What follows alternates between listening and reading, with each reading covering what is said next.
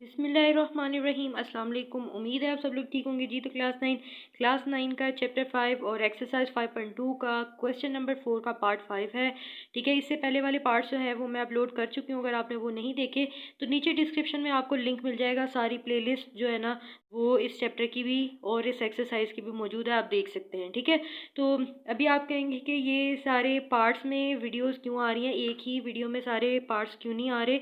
असल में एक तो वीडियो लंबी हो जाती है और दूसरा अपलोडिंग में थोड़ी सी प्रॉब्लम आ रही थी, तो इसलिए मैंने जो है ना ये सारे जो है ना पार्ट्स बना दिए हैं ताकि आप लोग भी इजीली देख सकें और जो वीडियो है वो भी आसानी से अपलोड हो सके। ठीक है, तो विदाउट टाइम वेस्टिंग हम आज का जो ये नेक्स्ट क्वेश्चन है वो स्टार्ट करते हैं, जो कि इस वीडियो में ये पार्ट जो क्वेश्चन नंबर 4 है ये कंप्लीट हो रहा है। ठीक है, तो अभी हमारे पास दिया हुआ है x+1, x+2, x+3, x+6। अब यहाँ पे आपको स्क्रीन पे पिक्चर शो हो रही होगी। जो इससे पहले वाले पार्ट्स हैं 4 और 3 वाला जो पार्ट था वो भी इसी तरह का था, जिसमें हम लोग क्या कर रहे थे, हम पेयरिंग कर रहे थे। पेयरिंग हम इस तरह से कर रहे थे कि हम लोग जो इनके नंबर्स दिए, जैसे ये 1 2 3, इस तरह से ये जो नंबर दिए गए हैं हम 2 पेयर्स लेते थे, उनको ऐड करके देखते थे और दूसरे दो जो बाकी दो होते थे उनको भी हम लोग ऐड करके और उनका जो आंसर है वो हम देखते थे कि सेम है या फिर नहीं है, वरना हम लोग उनको क्या करते थे, रीअरेंज करते थे। तो जहाँ पे वो सेम हो जाते थे उन पेयर्स को आपस में मल्टीप्लाई करते थे।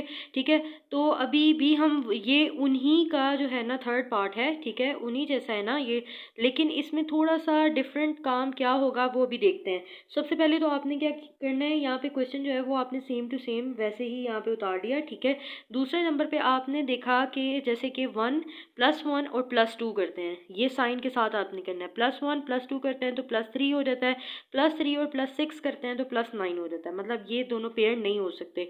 इसके बाद +1 और +3 करते हैं तो +4 हो जाता है, +2 और +6 करते हैं तो ये +8 हो जाता है, ये भी ठीक नहीं है। अभी +1 और +6 करते हैं तो ये हमारे पास 7 हो जाता है, और +2 और +3 करते हैं तो ये हमारे पास +5 हो जाता है। यानी किसी भी सूरत में हमारे पास जो पेयर्स हैं वो उनके जो नंबर्स हैं वो ऐड होके हमें सेम वैल्यूज़ नहीं दे रहे।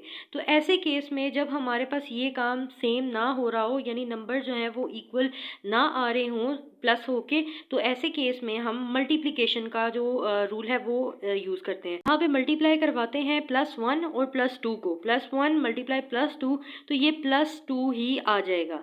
और अगर हम +1 को +3 के साथ मल्टीप्लाई कराते हैं तो ये 3 1 3 आ जाएगा।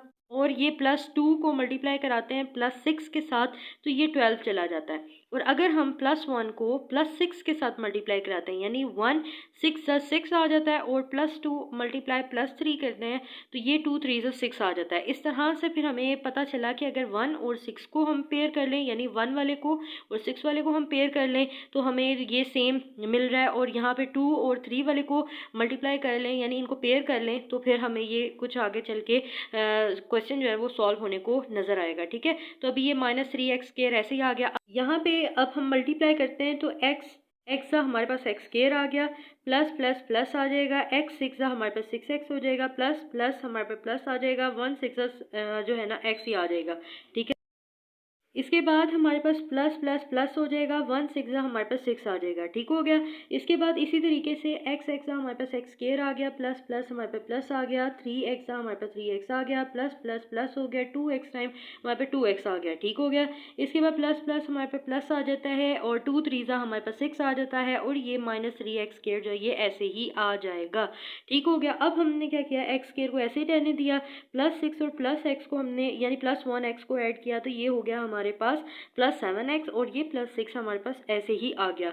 अब इसके बाद ये x² ऐसे ही आ गया, +3 और +2 जो ये ऐड होकर हमें +5x मिल गया, और ये +6x जो है ये ऐसे ही मिल गया, माइनस ऐसे 3x² ऐसे ही आ जाएगा। ठीक हो गया।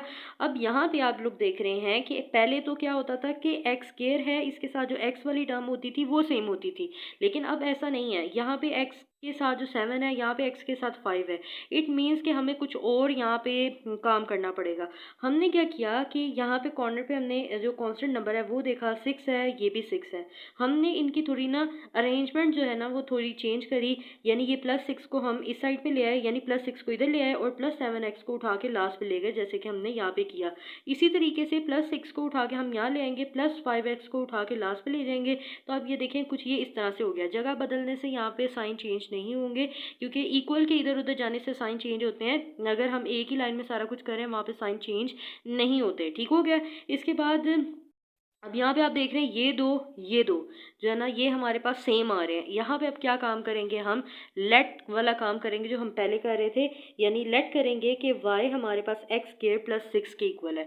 तो अब यहाँ पे इसकी जगह हमने y पुट कर दिया, +7x जो है ये हमारे पास ऐसे ही आ गया।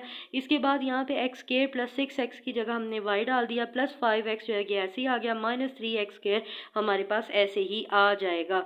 इसके बाद अब आपने क्या करना है, इसको करना है मल्टीप्लाई। y हमारे पास y² आ गया, y को 5x के साथ मल्टीप्लाई कराएंगे तो ये +5x आ जाएगा।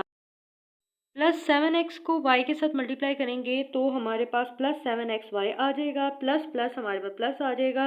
7 को 5 के साथ मल्टीप्लाई कराएंगे 35 आ जाएगा। x को x से मल्टीप्लाई कराएंगे तो x² आ जाएगा, और ये वाला -3x² ये साथ में ही ऐसे आ जाएगा। ठीक हो गया। इसके बाद यहाँ पे y² ऐसे ही आ गया हमारे पास। अब यहाँ पे यह वेरिएबल देखें, ये भी xy है, ये भी xy है, ये प्लस है, प्लस प्लस हमारे पास प्लस साइन आएगा और होंगे भी प्लस, तो ये हो जाएगा हमारे पास 12xy। और यहाँ पे जब +35x² - 3x² को हम सॉल्व करेंगे तो ये हमारे पास +32x² आ जाएगा। ठीक हो गया। इसके बाद ये y² ऐसे ही आ गया। अब यहाँ पे हम लोगों ने इसकी अगेन फैक्टराइजेशन करी। फैक्टराइजेशन करना हमें बहुत अच्छे से आ जाता है, जैसे कि हम जानते हैं कि यहाँ पे फैक्टराइजेशन कैसे होगी। +y² को हम +32x² के साथ मल्टीप्लाई कराएंगे तो हमारे पास आ जाएगा प्लस, यहाँ पे मैं लिख देती हूँ आपको प्रॉब्लम ना हो। जब हमने यहाँ पे y² के साथ जो है ना मल्टीप्लाई करवाना है 32x² को, ठीक है, तो यहाँ पे x² ने तो ऐसे ही आ जाना है, y² ने भी ऐसे ही आ जाना है और 32 ने भी ऐसे ही आ जाना है। x² y² को इधर उधर कर लें, कोई मसला नहीं है। अगर हम अल्फ़ाबेट के हिसाब से भी जो है वो करें तो कोई इशू नहीं है। x² और यहाँ पे y² आ जाता है।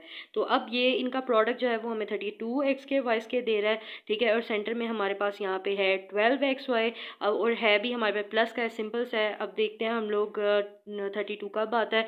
4 8 सा 32 होता है, ठीक है। 2 के टेबल में भी आता है, लेकिन 2 के टेबल में अगर हम लेते हैं तो वो हमें 12xy नहीं देता।